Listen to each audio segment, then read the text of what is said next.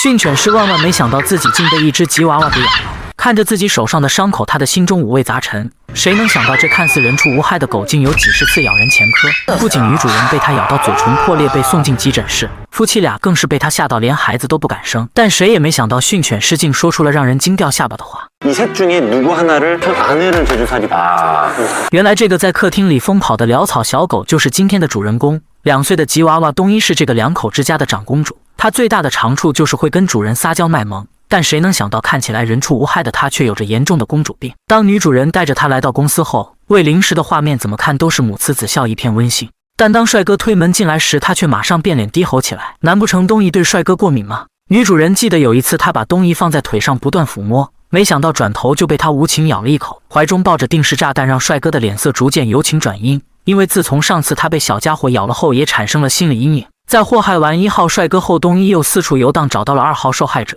他以迅雷不及掩耳之勢，又給予對方手部一擊，猙獰的面目下透露出我魏瓔珞不是好惹的架勢。吉娃娃一不留神就讓男明星的手指破了相。要是讓他的粉絲知道了，東一免不了一頓討伐。因為女主人是化妝師，所以東一才有了遇見明星的機會。之前發生過咬人事件後，他就再也不敢帶狗狗來化妝間了。今天只是為了配合節目拍攝，才重現一下當時的情景。據主人回憶，東一在7、8個月換乳牙的時候，他的咬合能力就已經完全不輸於成年狗了。把一個化妝師的手咬成這樣，簡直是要砸人飯碗。沒想到他小小的身體裡竟然能隨時爆發小宇宙。如果有人想把他從懷裡抱走，他會低吼威脅。即便是養大自己的主人，他也不會嘴下留情，隨時給對方點顏色看看，仿佛已經成為了長公主的標配。其實民間也有傳聞說吉娃娃的前額葉有問題，所以他的情緒調節能力才會經常失控。當女主人把2號受害者帶進化妝間，想給他處理下傷口時，東一慢悠悠地靠近他的傷口，一副很關心的樣子。女主人稱他可能是覺得自己錯了才會這樣做的。不料剛才還溫順無比的他，竟馬上翻臉，又給了他7連擊。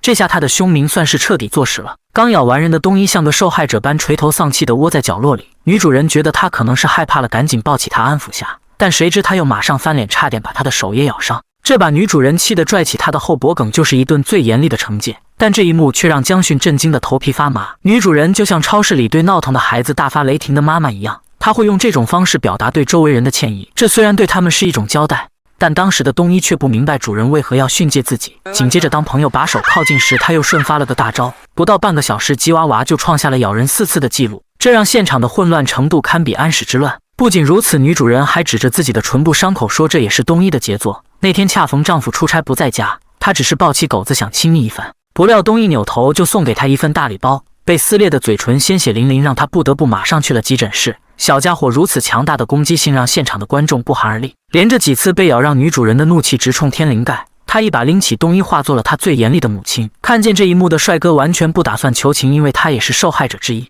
其實2位男嘉賓對東一的行為很不理解，明明上一秒在懷裡還很安靜，但下一秒卻突然抱起傷人。旁邊的江迅馬上就給出了答案。有些狗來到人類身邊不一定是求摸摸抱抱，但有些狗為了生存下来也會選擇妥協。有時候狗狗剛在人類懷裡安定下來就被撫摸，這會很大程度上增加它的不安全感，所以不得已之下它就會進行反擊，之後又會馬上跑開躲進角落裡。有的主人會誤以為它是知錯了才會如此，但江迅卻說逃跑是不要追我的意思。像東一這種狗需要的不是覺得它可愛就撫摸它的主人，而是需要一位能給它提供強烈安全感的領導者。吉娃娃深埋心底的秘密此刻終於被江迅道了出來，沒想到他楚楚可憐的躲進角落裡，反倒是一種無聲的求救。畫面一轉，母親也牽了只吉娃娃來到了家裡，每周來女兒家3、4次，讓她和東一很熟悉。據女兒稱，5歲的麻將是父母一直養着的，因為自己很喜歡麻将，所以她就領養了長得很像的東一。本想在養只靈丸的她，沒想到竟然把魔丸領回了家，這讓她是啞巴吃黃連，有苦說不出。就在母親眼皮子底下，東一就把女兒手指咬出了血。看不下去的母親用手不斷對東一進行教育，這一幕直接把大家嚇個半死。他們生怕東一在刺激下又做出過激行為。據母親回憶，他們之前大概被咬過30到50次，這讓她屢次產生了勸女兒棄養的想法。節目組問到，如果以後夫妻倆有孩子該怎麼辦？女主人覺得他們已經結婚3年了，隨時可能會要寶寶，但東一的存在卻成了他們貢獻生育率的最大障礙。畫面一轉，被凍得瑟瑟發抖的狗子直往丈夫懷裡鑽。因為東一在這個家裡最喜歡的就是男主人，早晨剛起床，他就迫不及待地想和男主人貼貼。江迅表示，東一很可能覺得丈夫的情緒比較穩定，讓他有安全感，而妻子在生氣時會抓起他的後脖梗訓斥他，所以才會對丈夫表現得比較親近。但如果妻子單獨帶東一坐車回家的話，他就會自己躲到座位下不出來，女主人稱東一之前和她坐車的時候也會大叫，所以她就跟網上學的把東一放到車座下面讓他反省。這種訓練方式不禁讓江迅皺起了眉頭。其實妻子一開始想把東一養成像麻將那樣可以被隨時撫摸的狗，他覺得這樣會讓他感到很治癒。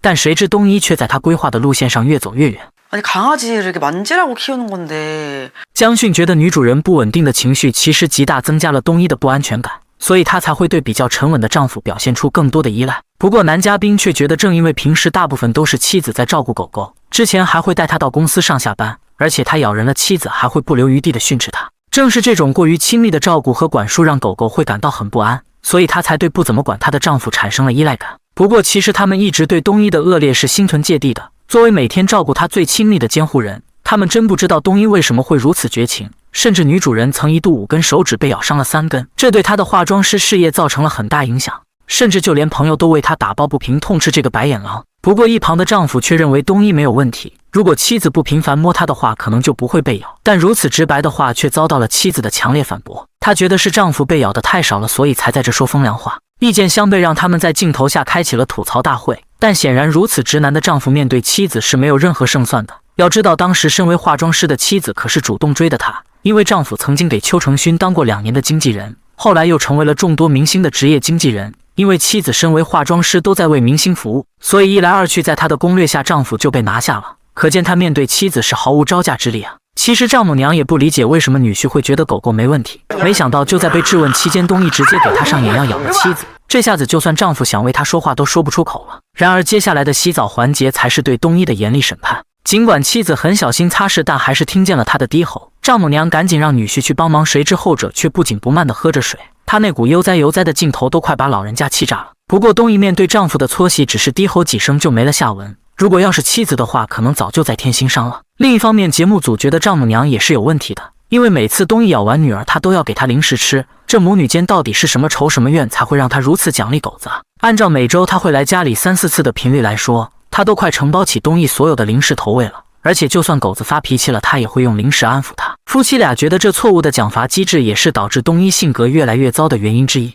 他那沉甸甸的愛都快把狗子給撐爆了。然而相對於丈夫和老母親，節目組更覺得妻子才是罪魁禍首。當他拿出紙巾想給狗子擦淚痕時，遭到了低吼反抗。不滿的女主人拽起他的下巴就給了他最嚴厲的批評。但是他越打壓東一就越是反感，一人一狗仿佛陷入了死循環般，關係怎麼都捋不清。他萬萬沒想到接下來東一又給了他一個2連擊。這讓女主人心中的怒火開始越來越猛烈，她把心一橫，直接就跟東一槓上了。江迅說，他的這種管教方式在70、80年代比較常見，這是一種強行讓狗狗靜止以達到降低興奮值的訓練，但它必須由技能熟練的訓犬師去做才行，否則這個過程很可能會傷害到狗狗。女主人稱這是她在網上自學的訓練方法，她覺得提起狗子後脖梗進行教育能讓她認識到自己錯了，但江迅卻稱其實反思這種行為是高智商的表現。他不認為絕大部分狗狗具備這種能力，而且女主人的強力舉措會讓東一覺得自己陷入了絕境，甚至他會害怕眼前這個把自己養大的主人。他不明白為什麼女主人的情緒會在冷與熱之間反覆橫跳，明明自己不喜歡的事卻要強迫自己接受，如果不接納反抗就會被扣上惡犬之名。這種極致的控制欲與無效的管教讓他在迷茫的路上越走越遠。至於3個人誰才是導致東一變成問題犬的關鍵，江迅給出了很獨到的見解。이 셋 중에 누구 하나를 내는 제주살이다。丈夫聽到江迅的答案，眼睛一亮，連連點頭表示贊同。平時在丈母娘和妻子面前，他敢怒不敢言，沒想到在節目裡卻迎來了自己最揚眉吐氣的時刻。從演播室回宿舍的時候，妻子一直在思考江迅的話，也許真的是自己錯誤的教育方式才把東一推向了深淵。他希望江迅能幫東一徹底撕掉惡犬的標籤。當狗統領登門時，東一就察覺到了這個男人不好惹，他跑到訓犬師面前不斷狂吠，試圖給對方個下馬威。她通過觀察發現，丈夫去摸懷裡的東一並沒有遭到攻擊，但在化妝間遇到陌生人或者獸醫時，她就充滿了警戒。所以江迅猜測她在熟悉又溫馨的地方時就會比較平靜。不過當她接過東一時，又上演了一出大戲。江迅只是輕輕把手指放在了她的後脖梗上，沒想到狗子就發出了高分貝的驚天慘叫。江迅觀察到她的舌頭因為壓力過大而變紫了，這是吉娃娃因為緊張而呼吸急促導致的。不過沒想到緊接着他就遭到了東一的偷襲，這導致他的手指被劃傷流了血。不過即便如此，他也沒有鬆手，繼續保持壓制狀態。他單手按住狗狗的脖子，給妻子展示了什麼叫單壓，這和之前女主人粗魯的手法大相徑庭。在狼群裡，一只狼會把另一只狼按壓在地上來確定支配權，而江迅也是通過這樣的方式來讓東一認清現實。她讓丈夫挺直腰板走到東一身邊，對他阻攔，因為之前狗子默認即便自己攻擊監護人也會站在他的身邊，這次丈夫要用行動摧毀他的心理防線。對於狗狗來說，行動遠比口頭教育實用得多。他讓夫妻倆此刻既不要抱他也不要摸他，對於一些敏感狗狗來說，不理會才是正確的方法。如果一只狗處於高度緊張中，你想通過撫摸讓它放鬆，那很可能適得其反，遭受到攻擊。這就可以解釋為什麼女主人之前一摸它就被咬了，因為不一致的管束和關愛本就是制造惡犬的溫床。其實最好的辦法就是等東一的緊張情緒緩解之後，它可能就會主動來到主人身邊求安慰，這時候女主人再用無情鐵腳把它隔擋開就行了。不過江訓建議他的阻攔動作不要過於兇狠，盡量輕柔些，否則就不是訓練而是傷害了。這時妻子問道，之前他根據網上學的方法訓練，前幾次都好用，但之後就又恢復原狀了，他不明白為什麼。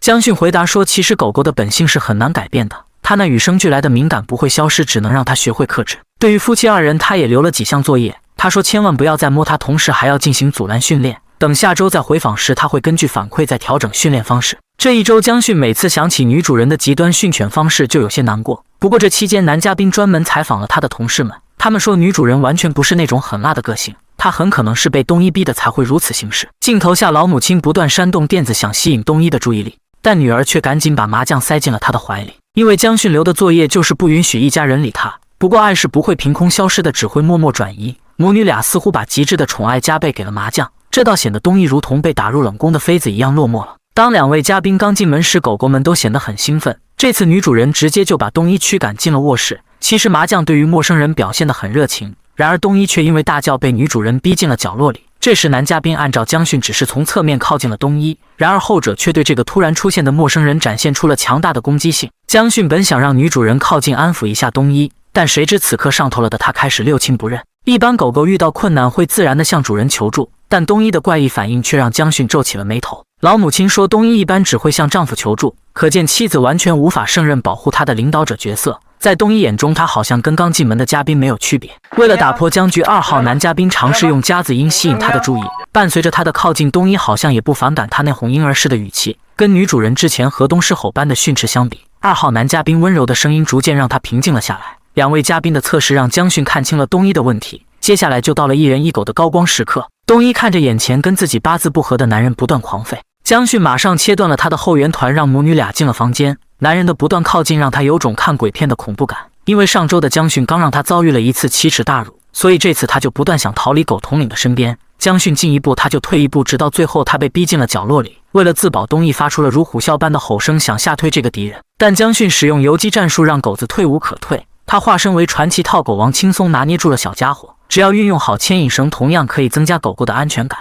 此刻的東一再也沒有剛才虎嘯龍吟的模樣了。江訓說，一般狗狗大叫的時候大家都會覺得很吵，但如果主人用既溫柔又讓它有壓力的方式管束它，這會比之前女主人既嚴厲又不好用的方法好多了。而且麻將面對客人進門的時候是熱烈歡迎的，但東一卻只想把他們趕走，不想和任何人交流。他特別像那種看似強勢又固執想確認自己地位的狗狗，不過一旦他們遇到真正的對手又會完全崩潰。江訓說，有的狗餵他零食時會表現得很乖巧，而東一卻是那種野性難馴的另類。就像你遇到野獸動物時，盡量不要想着去投餵，因為它們吃完食物後很可能會撲過來咬傷你。東一的體內恰恰還殘留着這種古老的血脈，如果你想把它當作寵物狗一樣去寵愛，可能會大失所望，因為它一直以來都充滿了警戒心和攻擊性。所以江訓的建議就是別摸它，也別跟它假裝太熟悉，保持適當的距離，反倒能增進彼此的關係。女主人按照江訓的指點拿零食吸引它過來，這也是他們之後最佳的相處模式。即便以後東一想求主人摸摸抱抱舉高高，江訓也特意告誡他們不允許有肢體接觸，